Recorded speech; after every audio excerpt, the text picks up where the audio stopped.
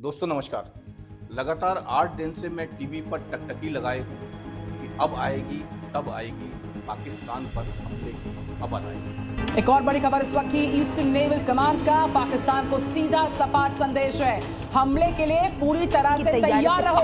पाकिस्तान में खौफ कायम है क्योंकि इस आतंकी हमले के तार सीधे सीधे पाकिस्तान को डर है कि अब भारत कोई बड़ा हमला न कर दे। सूत्रों के मुताबिक पहलगाम आतंकी हमले के बाद पाकिस्तान को सर्जिकल स्ट्राइक या एयर स्ट्राइक जैसे डर सता है। लेकिन 200 घंटे से ज्यादा गुजर गए हैं, 200 घंटे से ज्यादा बीत गए हैं।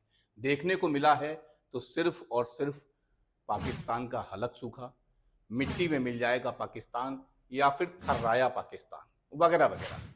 वैसे तो हमने टीवी पर विश्वास करना ही छोड़ दिया, क्योंकि जो कुछ दिखाया या बताया जाता है वह अपनी समझ से परे है। गोदी मीडिया के एंकरों की प्लान्ड स्क्रिप्ट गले से नीचे नहीं उतरती।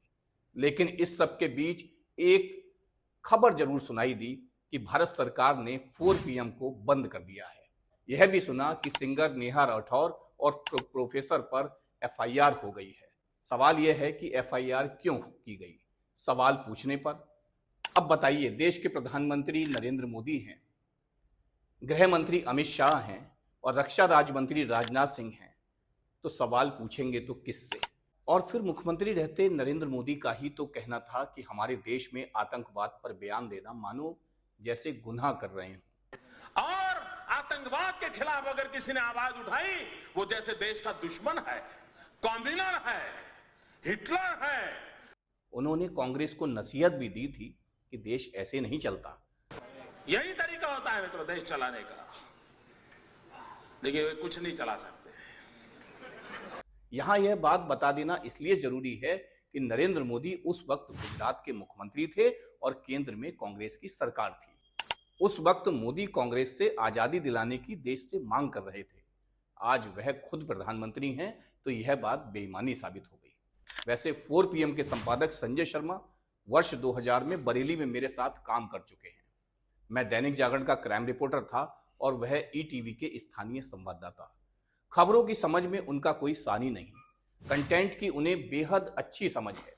यही वजह रही कि YouTube चैनल पर कुछ सालों में ही उनके 7 मिलियन से भी ज्यादा सब्सक्राइबर थे।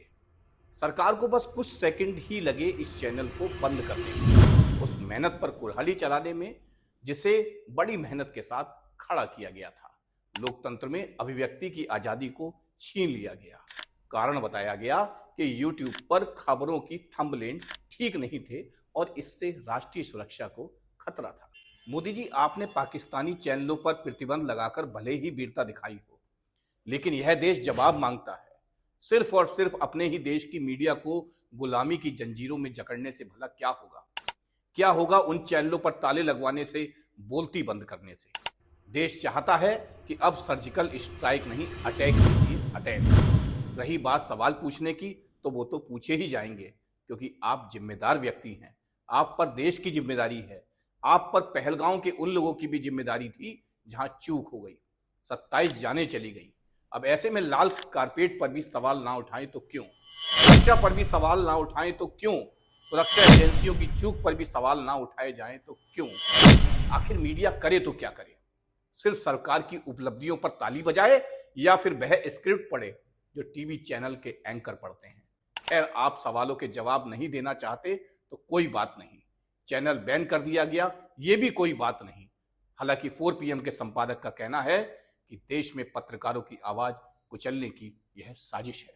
अगर सरकार को कोई लगा था कि कोई मेरा वीडियो गलत है, जो देश के खिलाफ है, तो मुझे एक मेल करते, मुझसे कहते कि ये वीडियो खराब है, खिलाफ है देश के, आप इसको हटा दीजिए।